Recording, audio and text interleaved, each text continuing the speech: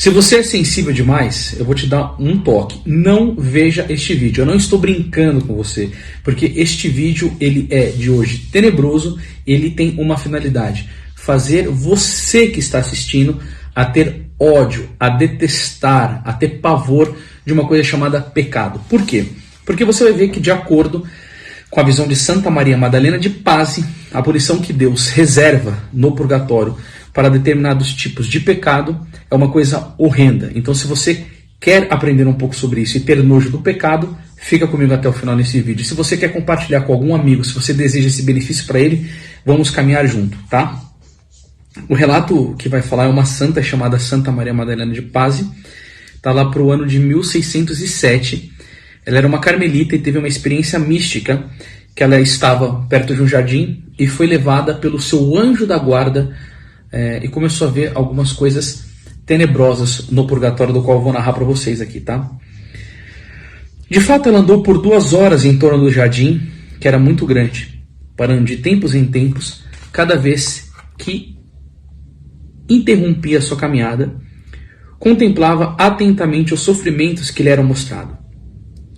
Foi vista então contorcer as mãos de compaixão, sua face tornar-se pálida, seu corpo encurvado como sob o peso do sofrimento, face ao terrível espetáculo que lhe era apresentado. Começou a suplicar em altos brados. Ela gritava: misericórdia, meu Deus, misericórdia, descei, ó precioso sangue, e livrai essas almas dessas suas prisões.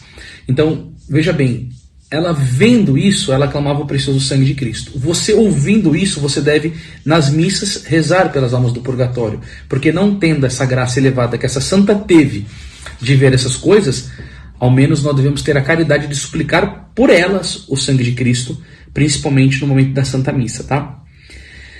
Pobres almas, vós sofreis tão cruelmente, no entanto pareceis contentes. Esse paradoxo eu ainda vou fazer um vídeo só sobre isso daqui, porque vai ser muito interessante. Ela vai dizer aqui, ó: as masmorras dos mártires, em comparação com isso, eram o jardim de deleite. Contudo, há outras ainda mais profundas.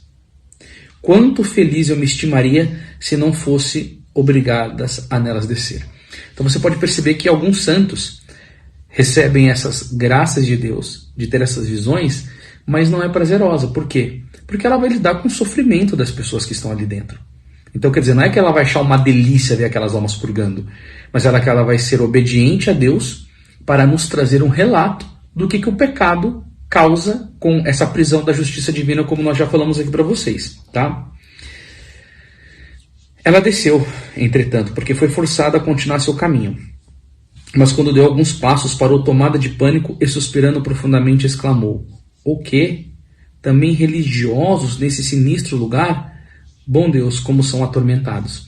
Na verdade, o purgatório dos religiosos são os piores, porque receberam mais graça de Deus e porque não corresponderam, a punição deles será mais terrível. Ah, Senhor! Ela não explica a natureza dos sofrimentos deles, mas o horror que manifestou ao contemplá-los fez com que gemesse a cada passo. Passou daí para lugares menos lúgubres. Eram as prisões de almas simples e de crianças. Em ignorância e falta de razão, atenuavam as faltas. Seus tormentos parecem a ela muito mais suportáveis que os dos outros. Nada havia ali senão gelo e fogo. Ela notou que essas almas tinham seus anjos da guarda consigo, que as fortificavam muito com sua presença, mas viu também demônios cujas horrendas formas aumentavam seus sofrimentos.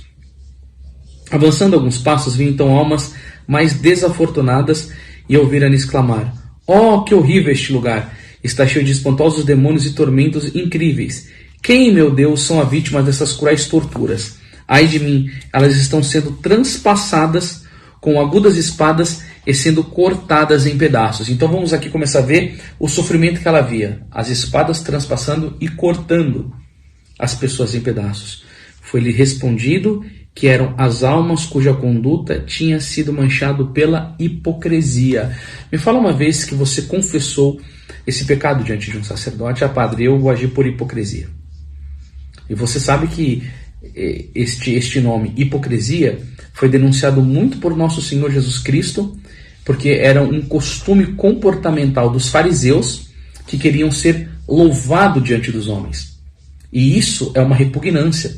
Tanto que o livro de Tobias, capítulo 4, versículo 14, vai nos ensinar: nunca permitas que o orgulho domine a tua palavra ou o teu espírito, porque é a raiz de todo mal. Querer ser visto bem pelos homens, querer ser louvado pelos homens, querer ser aplaudido pelos homens, isso é repugnante para a vida cristã.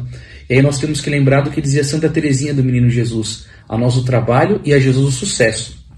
Porque nós estamos servindo a nosso Senhor Jesus Cristo. E Isaías, capítulo 42 e versículo 8, vai dizer com muita clareza: eu sou o Senhor Deus e a ninguém cederei a minha glória. Essas pessoas hipócritas que querem parecer bem diante dos homens, mas que na verdade são sepulcros caiados, pessoas que falam bonito diante dos outros, mas que não vivem isso, vão ser punidas gravemente no purgatório. E aí vocês podem pegar cada pecado que eu for falando que Santa Maria Madalena de Paz viu, e se você quiser fazer uma pesquisa e meditar se isso daí interfere na sua conduta, eu acho que é uma coisa muito interessante de você fazer. Avançando um pouco, ela viu uma grande multidão de almas que eram como que esmagadas e espremidas em uma prensa, e compreendeu que essas eram almas que tinham tido vício da impaciência e da desobediência durante a vida. Eu não vou falar sobre a desobediência, porque esses vídeos aqui que eu estou gravando, eu não quero que eles sejam muito longos. Mas essa questão da impaciência não é a primeira vez que eu vejo isso num relato sobre a questão do purgatório. Então você vê assim, por exemplo, um homem que tem um domínio de si, ele é mais forte do que uma cidade murada. Então, diante das adversidades, das cruzes da vida, ele se mantém inabalável, porque ele sabe que aquilo é a vontade de Deus, que é a permissão de Deus. Ele pede para o Senhor o que? Força para superar. Ele mantém uma certa calma, ele mantém uma certa tranquilidade. Aí a gente olha para a vida do santo homem Jó: Deus me deu, Deus tirou, bendito seja o nome do Senhor. Agora as pessoas, quando estão passando, né, por adversidades na vida, elas ficam super impacientes, praguejam: pô, mas o que eu fiz para estar merecendo isso e tal? Isso daí fere nosso Senhor Jesus Cristo, porque lá em São João capítulo 16, versículo 33, ele disse: no mundo vós haveis de ter aflições, mas coragem, eu venci o mundo. E por isso que nós precisamos estar extremamente unidos a Deus pela prática da oração, a comunhão frequente. Por quê? Porque quando essas adversidades vierem sobre as nossas vidas, nós vamos poder dizer como São Paulo: tudo posso naquele que me fortalece. Eu tudo posso na graça de Deus que me sustenta, porque eu faço orações, porque eu comungo, porque eu busco a Jesus, porque eu me humilho diante dele. Ele me dá força para vencer. Mas e se eu estou distante de Deus, se eu não rezo, se eu não tenho práticas espirituais, se eu vivo uma vida católica bem afastado daquilo que deve ser, aquilo que a igreja pede? Imagina, a impaciência vai me dominar todos os dias se eu pisar numa pedra na rua. Entendeu? E também nas relações humanas. As pessoas que nós devemos mais amar. Eu tenho uma esposa chamada Thaís, um filho Maria Clara e outro filho Gabriel. São as pessoas que eu mais devo amar e doar a minha vida completamente por eles. E é justamente eles que têm que ver a paciência do marido, do pai, diante de tudo, diante de uma adversidade dentro de casa, por exemplo, mulher. Mulher sofre muito quando vem esse negócio da TPM, né? Tensão pré-menstrual. Assim, é muito sofrimento, de verdade. E as mulheres ficam alteradas. Eu não sei como fica a sua mulher, mas um dia eu brinquei com ela, falei: não, eu não vou nem falar o que eu falei para ela, senão vocês vão ficar meio bravos comigo. Mas quando eu percebo que ela tá assim, o que eu tenho que fazer? Eu tenho que ser mais doce com ela, eu tenho que ser mais serviçal com ela, eu tenho que ser mais compreensivo com ela, porque a Bíblia diz: marido, amai vossas mulheres como Cristo amou a igreja e se entregou por ela. A minha proposta não é ficar tirando benefícios do meu casamento, é me entregar e criar santificação. Só que justamente no momento que a minha esposa mais precisa, é o momento que eu mais preciso me entregar por ela. Então também vale muito a pena a paciência nesse momento, esse sofrimento, né? Porque a paciência no original do grego é sofrer. Então quer dizer, as pessoas são impacientes, aí vai no purgatório ser trituradas desse sofrimento tenebroso. Aí se você... Anderson, que livro que você está lendo? Vale a pena, compra ele, tá? O que é o purgatório, no site da Editora Imaculada, porque isso daqui é leitura obrigatória para a boa condução das nossas vidas. Eu não vou poder ficar mais comentando, que eu já estou vendo que o vídeo está passando e isso daqui não é muito bom, porque as pessoas às vezes não assistem tudo, mas um momento depois da sua agitação, aumentou ela e lançou um grito de espanto. Era a prisão da mentira, que agora estava à sua frente. Depois de ter considerado atentamente, ela bradou em alta voz: os mentirosos estão confinados em um lugar na vizinhança do inferno e seus sofrimentos são excessivamente grandes, chumbo derretido e derramado em suas bocas. Eu os vejo queimar e ao mesmo tempo tremer de frio. Alguém liga na sua casa: o fulano tá ainda, não diga que eu não tô. Olha, eu não vou ficar comentando cada um porque já tá longo, mas toma cuidado com esse negócio de pecado de mentira, porque olha... Foi então a prisão das almas que tinham pecado por fraqueza. Ouviram-na exclamar: ai de mim, eu pensava encontrar-vos entre aqueles que tinham pecado por ignorância. Mas estava errada. Vós queimais com fogo mais intenso. Sabe aquela palavra de Hebreus capítulo 12, versículo 4? Ainda não tem existido até o sangue na luta contra o pecado? Se entrega muito assim, sabe? Não... Olha... Lembrando que essas pessoas foram as que morreram convertidas, mas que não fizeram penitência durante a vida por esses pecados. Não penso que é pessoas que morreram em faltas grandes, não, hein, pessoal, pelo amor de Deus. Mais adiante percebeu almas que tinham sido muito apegadas aos bens deste mundo e tinham pecado por avareza. Que cegueira, disse ela, procurar com tanta sofreguidão uma fortuna perecível. Esses cujas riquezas não os podiam saciar suficientemente, agora que são devorados pelos tormentos, derretem como metal numa fornalha. Gente, eu fico pensando nessas pessoas taradas pelos bens terrenos e que não tem aquela caridade, aquele desapego. É muito interessante, porque quando uma pessoa é muito próspera e ela tem muito, ela sabe que ela não tem nada, porque tudo é graça de Deus. Então ela vive com uma santa indiferença. Olha, se amanhã eu ficar pobre, eu só não quero ficar pobre de alma.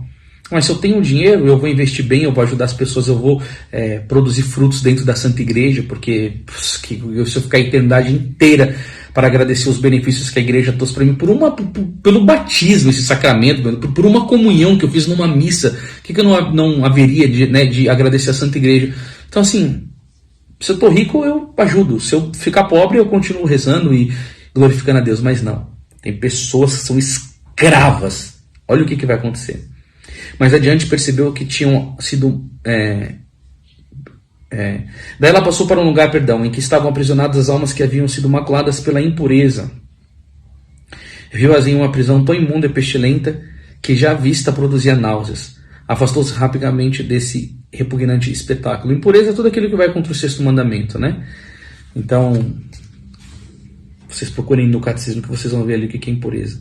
Vendo os ambiciosos e os orgulhosos, disse: eis aqueles que quiseram brilhar diante dos homens, agora são condenados a viver nessa apavorante obscuridade. São João capítulo 3, versículo 30, que ele cresça e eu diminua. Se for para que eu possa ser conhecido, é que brilhe em mim a luz de Cristo, a bondade de Deus, a misericórdia. Porque Paulo vai dizer em 1 Timóteo 1,15: eis uma verdade absolutamente certa e misericórdia absolutamente certa e merecedora de fé. Jesus Cristo veio a este mundo para salvar os pecadores, dos quais sou eu primeiro. Se encontrei misericórdia, ele vai dizer no versículo 16, foi para que mim primeiro manifestasse toda a sua magnanimidade ou servisse de exemplo para todos os que nele a seguir crerem para a vida eterna. Então a única coisa que Deus pode fazer, como faz com grandes homens no Brasil, o Padre Paulo Ricardo, o Frei Gilson, o Padre José Eduardo, é que ele eleva essas pessoas, porque essas pessoas se humilharam diante dele para glorificá-lo. Então isso sim é louvável. Agora,